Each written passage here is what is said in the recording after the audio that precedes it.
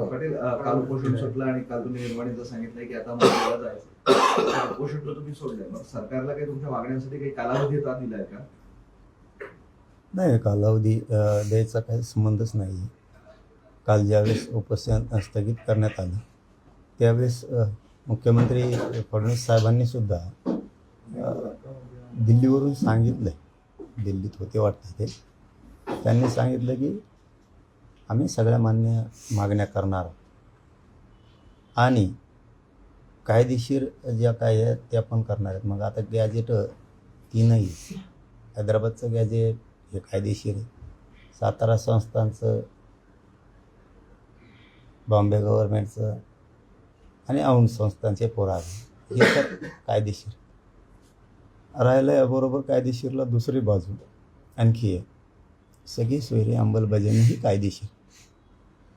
त्याचं मूळ कारण की 2012च्या कायद्यात दुरुस्ती करून सगळे सोयरे हे सगळ्या प्रवर्गासाठी सगळे सोयरेची अधिसूचना काढलेली. मागासवर्ग, विशेष मागासवर्ग, इतर मागासवर्ग, जे जे त्याच्यामध्ये ओबीसी आरक्षण येते त्यांच्यासाठी ही मी नाही काढलेली, तर एका राज्याच्या प्रमुखानं, मुख्यमंत्री फडणवीस शिंदे साहेबांनं ती कायद्याच्या प्रमुख पदावर बसलेलं असताना काढलेली. त्यामुळे ती पण कायदेशीरच. ती जर कायदेशीर नसती, जे काल फडणवीस साहेब बोलले त्याच्यावरतीच बोलतो, ती जर कायदेशीर नसती तर तुम्ही त्याच्यावरती हरकती मागितल्या नसत्या, इतका खटाटोप वर्षभर केला नसता. काल 26 जानेवारीला 1 वर्ष पूर्ण झालं अधिसूचना काढू, त्यामुळे तीही कायदेशीर आहे, तीही लागू व्हावी, गरिबाचं कल्याण व्हावं. आता कायद्याच्या चौकटीत जे बसतं आहे ते 100% केलं जाणार आहे असं दिल्लीवरून फडणवीस साहेब म्हणले. म्हणून याच्यातला तिसरा मुद्दा आणखीन एक असा आहे की आमची मागणी सरसकट मराठ्यांना कुणबी प्रमाणपत्र द्या. कशाच्या आधारावर द्या, तर 83 क्रमांकाला ओबीसी यादीच्या कुणबी आणि मराठा एकच. इतकं प्रकाश आहे, इतकं स्वच्छ असताना मग कायद्याची चौकट याच्यापेक्षा मोठी काय पाहिजे. जसं की अगोदर थोड्या 67ला थोड्या जाती होत्या, काही परत 90ला आल्या, 94ला आल्या, अशा थोड्या थोड्या ज्या वाढत गेल्या आणि आत्ता 2023ला आणखीन 15-16 जाती त्याच्यात घालण्यात आल्या आत्ता. मग त्या जशात पोटजाती, उपजाती, त्यांचा व्यवसाय एक आहे म्हणून घातल्या किंवा ते मागास सिद्ध झालेले म्हणून घातल्या असा अर्थ धरूयात आपण. तर मग मराठा 83 क्रमांकाला मराठा आणि कुणबी एक आहे. मग कुणबी मराठ्यांची पोटजात आहे, मग राहिलेले मराठी ही उपजात पोटजात म्हणून का घातली नाही. तुम्ही जर मागाससिद्ध या विषयावर बोलत असाल तर मराठासुद्धा 3 वेळेस मागाससिद्ध झालेला आयोगाकडून. मग हे सुद्धा कायद्याच्या चौकटीत आहे. पोटजात उपजात म्हणून जाती आणि मराठ्यांचा व्यवसाय शेती आहे. सरसकट मराठ्यांना कुणबी प्रमाणपत्र देणं हे कायद्याच्या चौकटीत बसतंय. ते कायद्यानं बरोबर आहे, त्याला चॅलेंज होत नाही, त्याची काळजी सरकारने करू नये. कारण शेतकरी वर्ग हा मराठा समाज आहे, म्हणजे कुणबी, अडाणी शब्द कुणबी, सुधारित शब्द शेती. शेती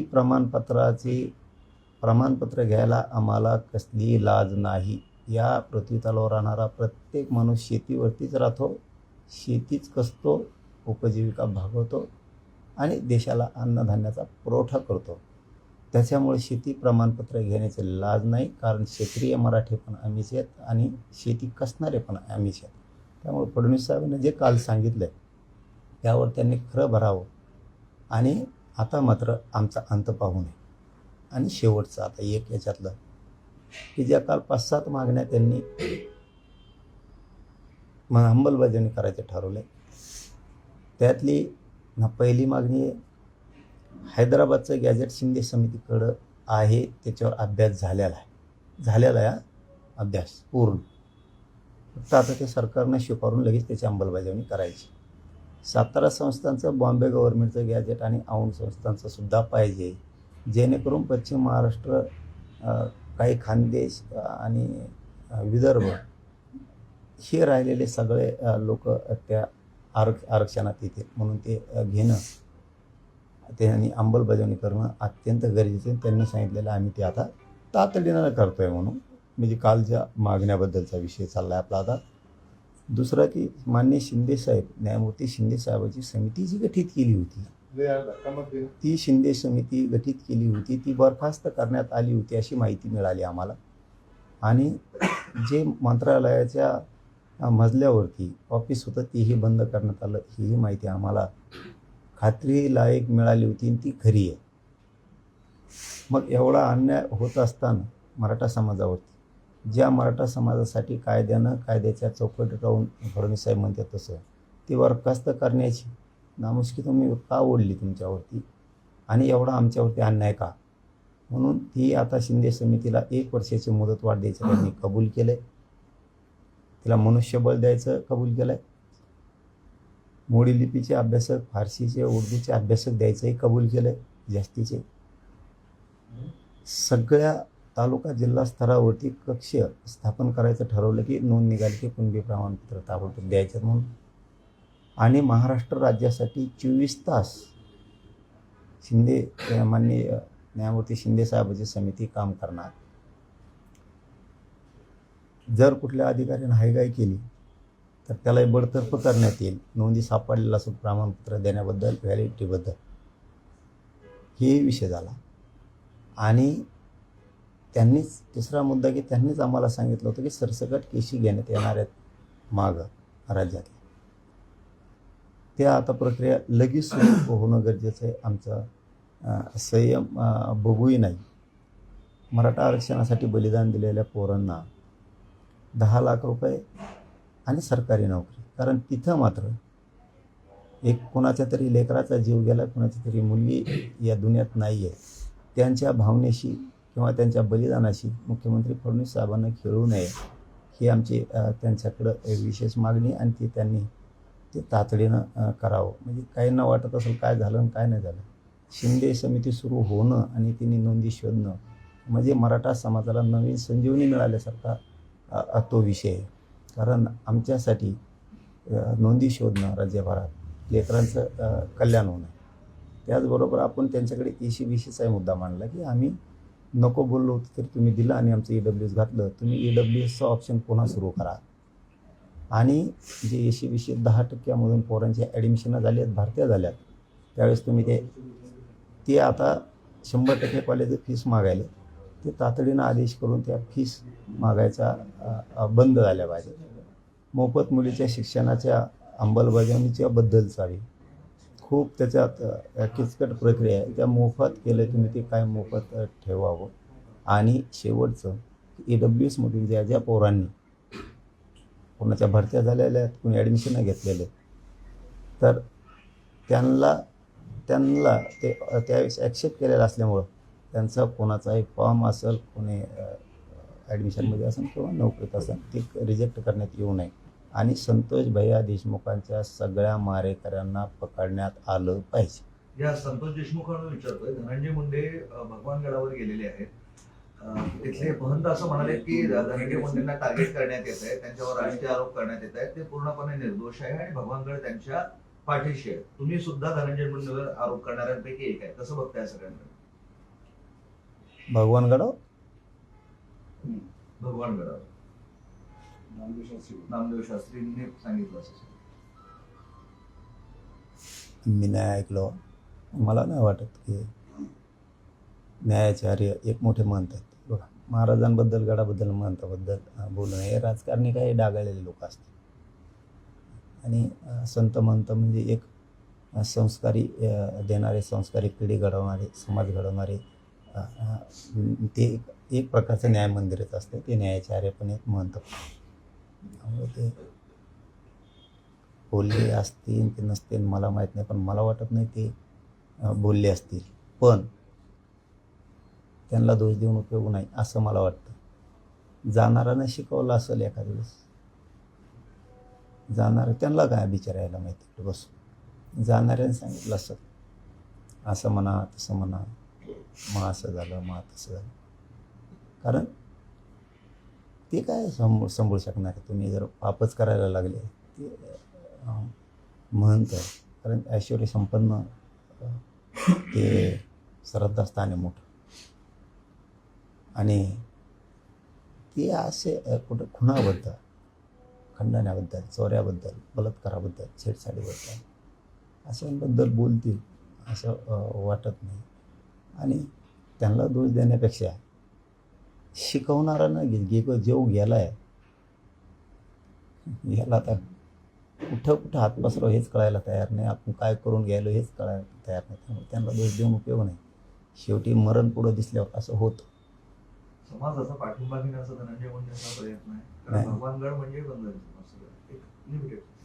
नाही, पण काय आहे, शेवटी समाज मराठ्याचा असो, वंजाऱ्याचा असो, धनगराचा असो किंवा ओबीसीचा असो किंवा कोणताही समाज असो, इतकं विकृतपणानं केलेलं कार्य, प्रकरण, घटना त्याला पाठीशी शक्यतो समाज घालत नाही. टोळी सोडली तर, धनंजय मुंडेची टोळी सोडली तर.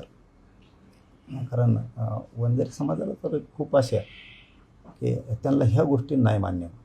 जर एखाद्या समाजात दुही निर्माण होणार असली, प्रचंड मोठा उद्रेकाची लाट तयार व्हायला लागली, तर अशांना शक्यतो समाज पाठीशी घालत नाही आणि म्हणतं तर नाहीच. पण काय गैरसमज करून दिला असं ना, तर काय केलं नाद असतो ते स्वतःचं. हे लोक जातीय राजकारण करत आहेत असं पण त्यांनी म्हटलंय. सरळ म्हणजे की संप्रदायाचे नुकसान मुंडे यांच्यावर आरोप केला. आणि जातीय राजकारणातून हे सगळे आरोप झाले. नाही, मी पुन्हा तिथंच येतो. मी तर पूर्व ऐकणच उद्या येतो, बोलून सुद्धा मी उद्या. पण संप्रदायावर परिणाम होण्याचा काय संबंध? गुंड थोडे संप्रदाय चालवते. राज्यातले कोणी गुंड असो, आमचे असो, तुमचे असो, त्यांचे असो, कुठले असो किंवा दुसऱ्या राज्यातले असो किंवा देशातले असो, ते थोडे संप्रदाय चालवते. आणि अशा गुंडाचे सहारे घेऊन संप्रदाय कसे चालू शकते? बाबाजी असं बोलतील असं वाटत नाही. आणि ते बोलले असतीलच तर दुरुस्त सुद्धा करतील. सामाजिक सलोखा बिघडलेला आहे, जातीवाद प्रचंड वाढलेला आहे असं ते म्हणाले. कुठं वाढलाय? कोण म्हणलं?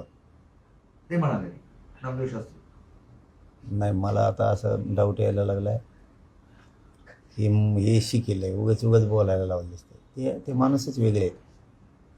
ते म्हणजे माझी काय भेट नाही कधी, पण ऐकिवात हे बघण्यात हे शेवटी मोठं अध्यात्माचं क्षेत्र आहे. ते एक श्रद्धास्थान आहे. वाटत नाही ते असं म्हणतील जातीवाद कुठे. महंतही मुंडेंच्या दबावात आहे असं वाटतं. काय दबाव नाही म्हणणार, ते लय खामके आहेत, ते लय निभार आहेत.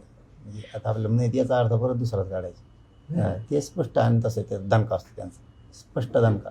ते असं म्हणाले की दणका मारते, म्हणता येते, देत नाहीत कोणाला. भगवानगड हे धनंजय मुंडे यांच्या पाठीशी भक्कमपणे उभा आहे. हम्म. 100% धनंजय मुंडे हे गुन्हेगार नाहीत असं त्यांचे शब्दशः वाक्य. निर्दोष. वाईट आहे असं असाल तर दुर्दैव आहे, पण वाटतच नाही. बोलण्याच्या ओघात जर ते बोलून गेले असतील तर एखादं दुरुस्त करतील. कारण घटना लहान नाही. कोणाचं असं एक लेकरू गेलं आहे आणि मायाचं चित्र धरण्याचं काम अध्यात्माचं आहे, संप्रदायाचं आहे. आणि असं वाटत नाही. आणि जरी बोलले असतील, आता जरी काय सांगितलं असेल तर माणसं एक बाजू सांगितलं पटत बी असते एखाद्या वेळेस. कारण जिथं म्हणजे काय म्हणतो ना आपण, एखादं भांडण मिटायला गावात माणूस असतो, जो सामंजस्याची भूमिका असतो, असं सांगायला माणूस अडचणीत आल्यावर, आता फासच लागायला लागला म्हणल्यावर घरानं सांगायला जातो माणूस. तर एक बाजू ऐकल्यावर वाटलं असेल पण ते करतील दुरुस्त असं वाटतं, बोलले असतील तर. म्हणाले होते की पंकजा मुंडेच्या वेळेस की आता आम्ही राजकीय भूमिका घेणार आहे. आणि आज ही राजकीय भूमिका त्यांनी धनंजय मुंडे बाबत घेतलेली. मी पुन्हा तिथेच कमी येतो दादा, की मला भरोसाच बसा. मला भरोसाच बसा की आता दबाव फिबाव, पण ह्या शब्दाला मी नाही घेणे. मला नाही वाटत त्यांच्यावर दबाव येण्यासारखे ते नाही. ते म्हणतं म्हणजे म्हणतच, जे आहे ते रोखठोक आहे त्यांच्यापाशी. कारण आपण मीडियातून त्यातून बघत असतो कधी काळी शास्त्रीबाबांना हे असलं वचवच नसते त्यांची बाकीच्यासारखे मोगाव. जे आहे ना ते सडेतोड सडा हाणते धमका देत. पण जर कदाचित बोलण्याच्या ओघात गेला असेल तर दुरुस्त करते. कारण संतोष देशमुखांची घटना ही लहान नाही. तिला पाठीशी घालून एक मोठा गड संतोष भैयावरती अन्याय होईल असे उद्गार नाही काढू शकत. ते दुरुस्त करतील बोलले असतील तर. ते असं म्हणाले. या संतोष देशमुख प्रकरणातच त्यांनी आणखी एक वक्तव्य केलं आहे की संतोष देशमुख यांना ज्यांनी मारहाण केली त्यांना देखील मारहाण करण्यात आली होती, त्याबद्दल मीडिया का बोलत नाही. म्हणजे त्यांची आरोपींची मानसिकता तशी का झाली असं शब्दशः कोण म्हणजे म्हणते? संतोष देशमुख यांना मारहाण करण्याची आरोपींची मानसिकता का झाली? का झाली कोण म्हणले म्हणजे असं महाराज म्हणजे महाराज मग तुला ज्यांनी मोठं गुन्हा दुर्दैव आहे केला, त्यांची मानसिकता तशी का झाली याची मीडिया दखल का घेत नाही असं म्हणजे वाटतं आरोपीचं आपल्याला. समर्थन हम्म. नाही काहीतरी गफलत असेल आणि ते मग तो हे राज्याचं लय मोठं दुर्दैव आहे. लय मोठं म्हणजे मी महंतावर नाही बोलू शकत, कारण शेवटी महंत आहे. जर चुकीनं गेला असेल एखादा शब्द किंवा बोलण्याचा वगैरे झाला असेल दुरुस्त करतील. म्हणजे काय, खून पाडला आणि तुम्ही हाणणाराची भावना अशी कशी झाली म्हणजे याला प्रोत्साहन देणं म्हणतात गुंडगिरीला. म्हणजे राज्यात गुंडगिरी उसळली पाहिजे म्हणजे क्लिअर चित्र व्हायला लागले. जातीवाद जे बोललं जातं आपण, तर मग एक बाजू घेऊन बोलायचं आणि ज्या कुटुंबावरती, ज्या संतोष भैयाच्या लेकरांवरती, आईबापांवरती जो काही अन्याय झाला आहे, जे चित्र विद्रूप झालं आहे त्या घराचं, संकटातून पडलं, उन्हात घर पडलं आहे आणि अशा टायमाला उन्हात घर ज्याचं पडलेलं असतं त्याला आसरा देण्याचं, दयामाया करण्याचं, मायेचं चित्र धरण्याचं काम संप्रदाय करतो. मग भला तो आपल्या मांडीजवळ जरी बसणारा असला तरी मुलाइजा तिथं केला जात नाही.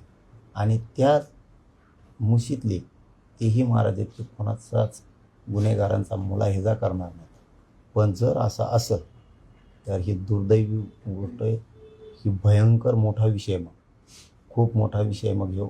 आणि असे शब्द उद्गार जर बाबाजींकडून गेले असतील तर ही राज्याची खूप मोठी हानी आहे. आणि त्यांनी असं का कृत्य करायला ते तयार झाले म्हणजे खून केलेल्याचा आनंदही की काय असा त्याचा अर्थ होतो. आणि गुन्हेगारांना सोडून द्या असाही त्याचा अर्थ होतो. पण मी पुन्हा ते त्याच्यात विश्वास बसत नाही म्हणून, कारण एक काळ आमचा सगळा परिसर जीव की प्राण मानणारा गडाला आहे. म्हणून बोलण्याच्या वगैरे एखाद्या दिवस बोलले असतील, मला तर नाहीच बोलले वाटतं, बोलले असतील तर दुरुस्त करतील. ते असंही म्हटले की धनंजय मुंडे यांच्यासोबत मीडिया ट्रायल सुरू आहे. राजकीय स्वार्थासाठी जाती तेढ या निमित्तानं निर्माण होत आहे. मग इतक्या गप्पा झाल्या काय शिकवणाऱ्याने काय बाबाजीला दोष देऊन उपयोगी राहावं. बाबाजीला दोष देऊन का उपयोगी बाबाजीला दोष देऊन. घेऊन बोलले. हो ना, मग आता बाबाजीला दोष देऊन का उपयोगी बरं. अरे तुम्ही माणूस मारून टाकला राव, ते रक्ताच्या थारोळ्यात पडलाय, त्याच्या रक्ताची माया दया न येता सर्रास गुन्हेगारी करत हिंडणाऱ्यांचे पाठराखण करणं आणि इकडं संतोष भैयांनाच आरोपीच्या पिंजऱ्यात उभा करणं असंच होतं ना मग हे. आणि तुम्ही मात्र शाजूकसारखं रस्त्याने फिरणं आणि मग तुमच्यावर फाशीची वेळ आली, तुमच्या नरड्याला फास लागला, मग तुम्ही बाबाजींचा महंतांचा आसरा घ्यायला गेले. हे बाबाजींना दोष देऊन उपयोग नाही. यांनी हे करू नये, आणखीन खोलात जाईल म्हणजे परत सिद्ध होत आहे. पूर्वीचे दुःख देणारे मग हेच का मग श्रद्धास्थानाला एका वेगळ्या वळणावर ते घेऊन जाणारे मग हीच का ती टोळी. त्या जातीला तर कधी दोष देत नाहीत आम्ही, देणार नाही. हीच का मग ती टोळी असं करून घेते. आता शेवटच्या क्षणाला बी म्हणजे तुम्हाला बाबाजींना सुद्धा याच्यात ओढायचं. ही कोणचा राज्यातला किंवा बीड जिल्ह्यातला शांतता सलोखा ठेवायला लागले. मग तुम्ही धनंजय मुंडे हे सांगून शिकून कोणता सलोखा ठेवायला लागले तुम्ही, तर वातावरण दूषित करायला लागले. मग त्याला बाबाजीला दोष नाही, करणारा चांगला नाही आणि आणखीन करणाऱ्याने विचारपूर्वक गोष्टी करावं. आणखीन तरी हातातून वेळ गेलेली नाही. असंही म्हटले की पक्षांचे नेते यांना देखील माहीत जाणीव आहे की धनंजय मुंडे गुन्हेगार नाहीत. बाबा मला तर आज ऐकूनच ही व्हायला लागलं. खरंच सांगतो मी, जे शॉकिंग विषय 100% राज्यासाठी हा विषय दुर्दैवी आहे. आणि न्यायाची इथून पुढं अपेक्षाच न करणं, फक्त गुंड आणि गुंडच सांभाळणं, सामान्याला आसरा न देणं असा अर्थ निघतो. पण मी बाबाजींना दोष देणारच नाही. शेवटी त्या बाबाजी त्यांची सर या गुंडाला नाही येणार. सर्रास बलात्कार, दरोडे टाकणारे, बलात्कार करणारे, जमिनी हडपिणारे, स्वतःच्या जातीतले सुद्धा माणसं कापू टाकणारे, हे वेगळ्याच दिशेनं चाललं आहे आता. पण याला बाबाजींना दोष देऊन उपयोग नाही. पापा यांनी केले, आता पांघरून घालायला लावायला लावतात की काय. पण काही शब्द जर त्यांच्याकडून गेले असते तर मला वाटतं ते दुरुस्त करतील, ठेवणार नाहीत. नाही केलं ना तर आजपासून भयंकर मेसेज जाणार राज्यात. काल अजित पवारही आले होते, तेही धनंजय मुंडेंना काहीच बोललेले नाही थेट. असं काही सूचक इशारे त्यांनी दिले, पण त्यांनी मौनच बाळगलं या सगळ्या मुद्द्यावर, कायदा सुव्यवस्थेच्या प्रश्नावर. आणि आता त्यांचा राजकीय प्रश्न येतात, आपल्याला काय करायचं. आता काय त्यांनी मुख्य घ्यायला पाहिजे त्याची, त्याला काय त्यांचं काही असतंय. पण राज्यासमोर या बादर मीडियानी सत्य हकीकत गोरगरीब 13 ते 14 करोड जनतेसमोर सत्य समोर ठेवले आहे. जीवावर उद्धार होऊन हे या मीडियाच्या बांधवाचं खरं श्रेय न्याय देण्यासाठीच. हो, त्यामुळं कोणी कोणाला बोललं काय आणि नाही बोललं काय, बाजूला बसले काय, सरळ बसले काय, आता जनतेसमोर बादर मीडिया बांधवांनी सत्य नेलेले ते शेवटपर्यंत नेणार आहेत. गुंतणार सगळे. पण उगाच बाबाजींकडे जाऊन आपलं केलेलं कृत्य पाप झाकू नये. लोकशाही मराठी ऐका, पहा, जागरूक रहा.